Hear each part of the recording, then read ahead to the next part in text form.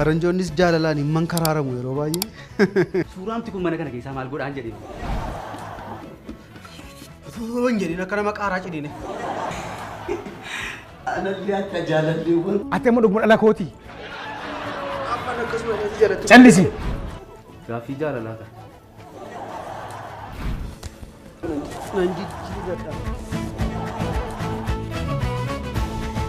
Achiisi seexanaan dogoggorsi jettanii dhubaafta. Qottoodhaan mormana kuttee mana. Formaati jiru. Turkii deemee tura. Rifeensa kana beersaa isaa dhaadhee akkasittiin Kudhatti guddis.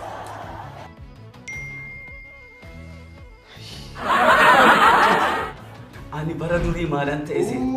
Abba, baga gammadde ilmi kee teessee miila dhiqachiifachaa jirti. Saggoorra teessee nama dhukkubsiti seexanatti. Lubbuu koo guyyaa guyyaan ija kee arguu caalaa maaltu na gammachiisa. Sin jaalladha.